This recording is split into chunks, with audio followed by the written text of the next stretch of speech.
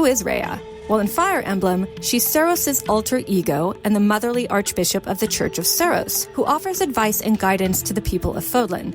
In Greek mythology, Rhea is a titan and the mother of the Olympian gods. She was originally worshipped on the island of Crete by the Minoans, and her name may be derived from either a variation of the word Ira, which means earth, or from the Greek word rheo, which means to flow, to stream, to run, or to gush. Now, Rhea is usually portrayed as a loving and kind deity, one willing to help mortals in need. And the best example of this is in the story of Tantalos and Pelops. When the evil king Tantalos butchers his son Pelops and offers him up as a dish to the gods, the Olympians are so offended by this sacrilege, they throw Tantalos into Tartaros, the lowest depths of the underworld, where he was forced to spend the rest of eternity grasping for food and water just out of reach. By the way, the name Tantalos is where we get the English word tantalizing. Meanwhile, the gods felt sorry for Pelops and wanted to revive him, and in one version of the story, this effort is led by the goddess Rhea, who has his body parts gathered up, put into a boiling cauldron, and then uses herbs or incantations to revive him.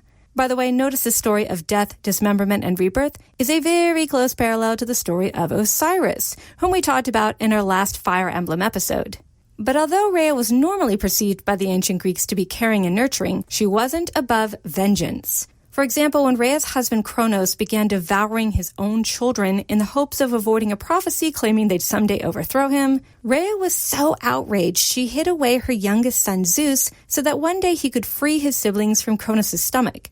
Then after Zeus does exactly that, Rhea fully supports her children's rebellion against their father. And in her form of Rhea Kybele, an amalgam of two mother goddesses from Greece and Phrygia, which is in the western part of what is today's modern Turkey, Rhea could be quite vengeful and was known to punish human transgression by turning men into either beasts, stone, or even iron. And according to some stories, she even caused her lover Attis to go mad and castrate himself after he fell in love with someone else.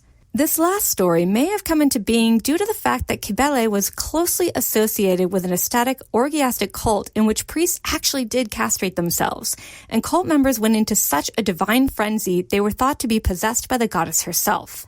Which brings us back to Fire Emblem because the character Rhea also has a tendency to go into a divine frenzy, especially when she feels threatened. And when she feels really, really threatened, she doesn't just transform into her scorching alter ego Seros. She transforms into her original Nabatean form, a dragon known as the Immaculate One. Now, the developers are kind of vague about why Rhea's dragon form is called the Immaculate One, but there may actually be a historical through line here. You see, the Immaculate One is a possible reference to a Near Eastern goddess named Anahita. Anahita is the Indo-Iranian goddess of water, fertility, healing, and wisdom. She's usually portrayed as peaceful, but in the past she was sometimes portrayed as a war goddess, and because her iconography includes the goddess either holding up lions or being escorted by lions, imagery very much associated with Rhea Kybele due to her ability to tame wild nature, the Immaculate One was sometimes associated with Rhea Kybele herself. But what about the name, the Immaculate One? Well, it stems from her purity as a virgin and a water goddess. And what's interesting is that if you look at Rhea/Seros in Fire Emblem, you'll notice she's always wearing lilies in her hair. In ancient Greece, lilies represented purity. And what's really interesting is that the lily also represented an ancient Minoan goddess from Crete that was either an associate of or a form of the goddess Rhea. Thus, we can see the link between the character Rhea, Rhea Kybele, and the Immaculate One.